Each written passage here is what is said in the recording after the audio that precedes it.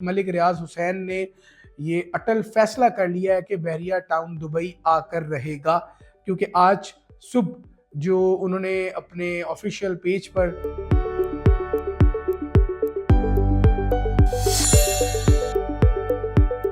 बिस्मिल्लाहिर्रहमानिर्रहीम, अस्सलाम वालेकुम नाज़रीन। मुदस्सिर इकबाल हमारा यूट्यूब चैनल है, मैं अली रज़ा हूँ। नाज़रीन, बड़ी अहम खबरें हैं जो कि आपको देनी है बहरिया टाउन कराची से रिलेटेड, मलिक रियाज साहब के रिलेटेड।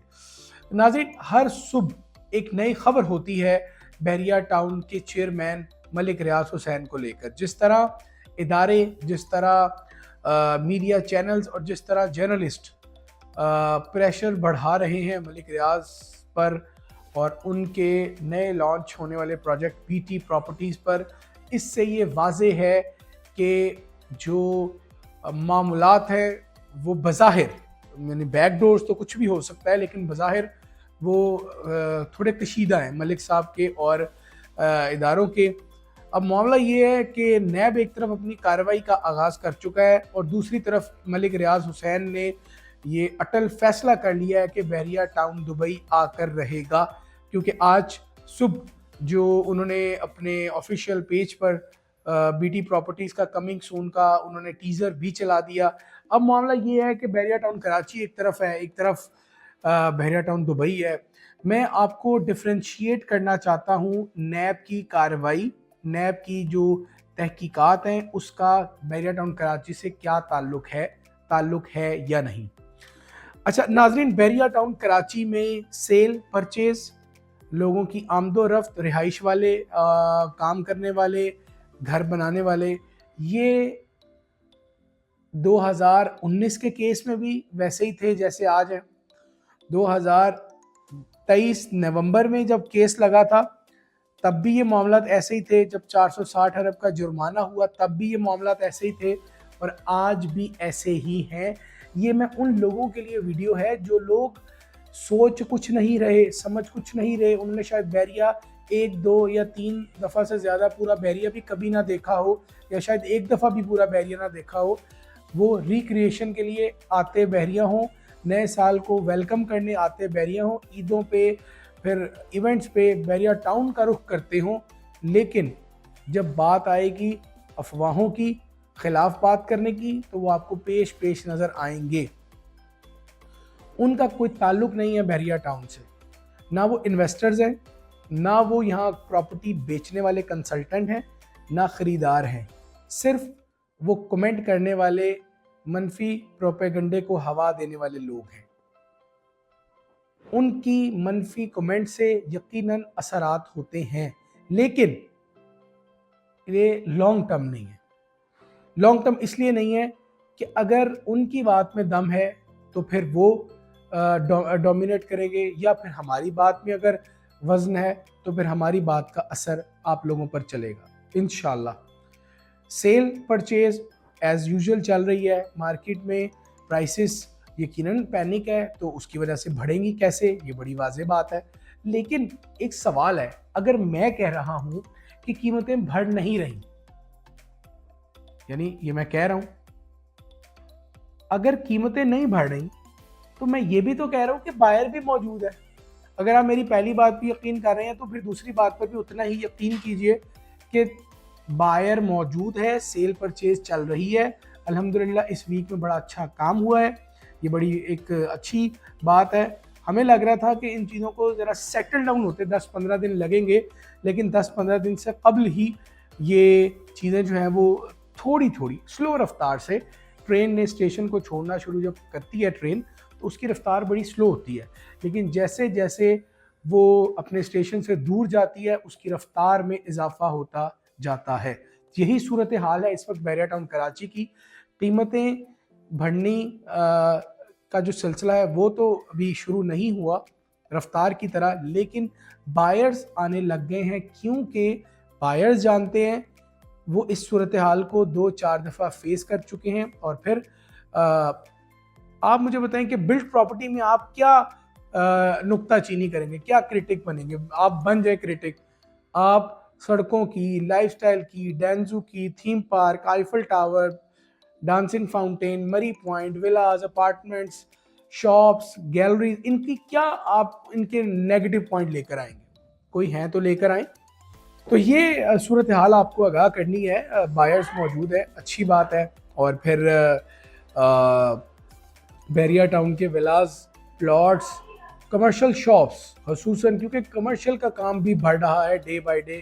آپ مری پوائنٹ کے کمرشل کی بات کر لیں, آپ جو کباب جیز اور یہ جو سواد بیکرز, یا جو آپ کہہ لیجئے تھیم پارک کمرشل کی سائٹ کی بات کر لیں, پھر آپ آ جائیں ہاسپٹل کمرشل کی, پھر ایونیو 2 کے کمرشل کی, یہاں پہ شاپ لینے کی ایک اپرچونٹی ہے.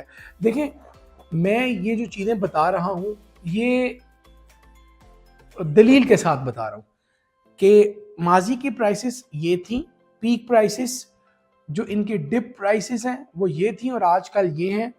اور سینیریو سمجھیں, سینیریو یہ ہے کہ بھائی لوگوں نے, اب میں آپ کو ایک بات بتا رہا ہوں کہ سیونگ اکاؤنٹ کھلنے پر پابندی لگ گئی ہے. اب آپ نیا سیونگ اکاؤنٹ نہیں کھلا سکتے, پہلی بات. اور دوسری بات یہ ہے کہ انٹرسٹ ریٹ کو 1% اور کم کیا ہے اسٹیٹ بینک آف پاکستان نے. اب 10% اس کا کم ہونا یقیناً یہ ایک اچھی خبر ہے. اب اگر بڑھنا ملک کے لیے خطرہ تھا تو کم ہونا پھر ملک کے لیے اچھی بات ہے. حکومت کسی کی بھی ہو, اس پر قابض کوئی بھی ہو, وہ بات کی بات ہے. میں معیشت کی بہتری کی بات کر رہا ہوں. ملک ریاض صاحب اس وقت ملک سے باہر ہیں, اور وہ اپنی جو ٹویٹ ہے اس میں بتا چکے ہیں کہ وہ ملک سے باہر کیوں گئے. ان کے اوپر بیرونی پریشر تھا کہ آپ وعدہ معاف گواہ بنے, جس کی وجہ سے وہ ملک چھوڑ کر چلے گئے کچھ ٹائم کے لیے. انہوں نے خود بتایا, یہ کوئی میری انفارمیشن نہیں ہے. لیکن اب یہ دیکھیں ان کے جانے کے بعد بھی بحریہ ٹاؤن میں کام ہوا. 2 سال سے زائد عرصہ ہو چکا ہے.